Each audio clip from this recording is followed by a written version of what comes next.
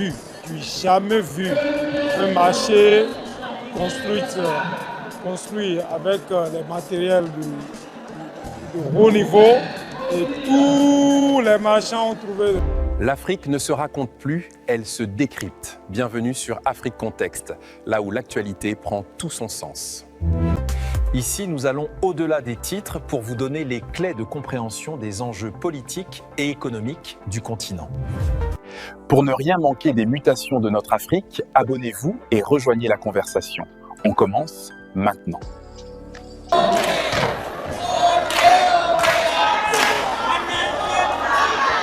Ce matin, 11 décembre 2025, nous sommes dans les locaux, je dirais dans l'enceinte du marché moderne de Kokokodji, que les gens appellent encore le marché de Bodje.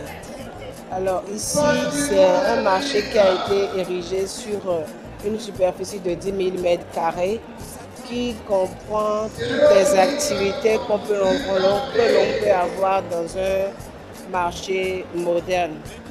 Alors aujourd'hui, nous sommes en train de faire exactement ce que nous avons déjà fait dans tous les autres marchés que nous avons ouverts, c'est-à-dire le tirage au sort des marchands en vue de l'attribution des numéros d'étal, des numéros de boutique.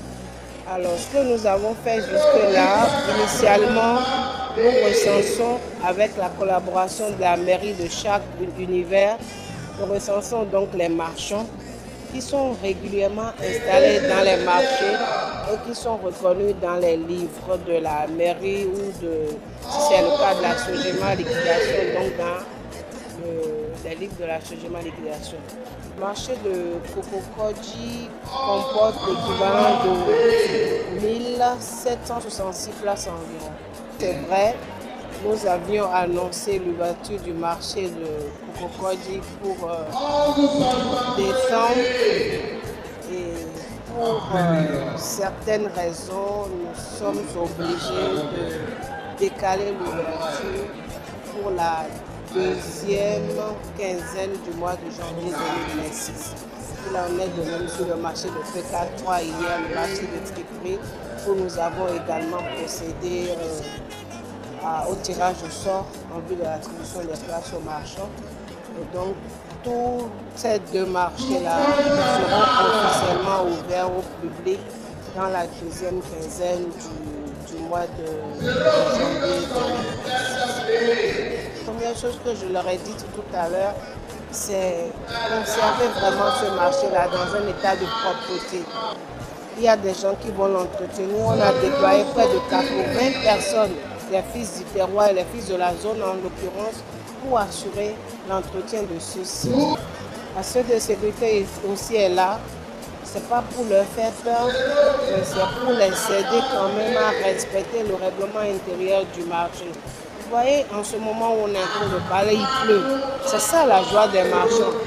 Il pleut, mais il n'y a pas une seule goutte qui tombe dans le marché. Et si elles étaient dans le marché d'en face, l'ancien marché, je crois que la débandade aurait été là, la boue et tout. Là, elles sont joyeuses, elles sont là. On entend juste le bruit de la pluie crépiter sur le toit, mais il n'y a rien qui se passe à l'intérieur. Le sentiment de satisfaction. Et nous tenons à remercier le chef de l'État pour ce joyau qui a été mis à votre disposition. Et les responsables de l'ANAGEM et tout son staff, parce que c'est du jamais vu un marché construit avec les matériels de haut niveau et tous les marchands ont trouvé leur place. Demandons au chef de l'État de continuer dans le même sens, même après son départ, que ceux qui doivent être à sa place continuent aussi dans le même sens. Merci beaucoup.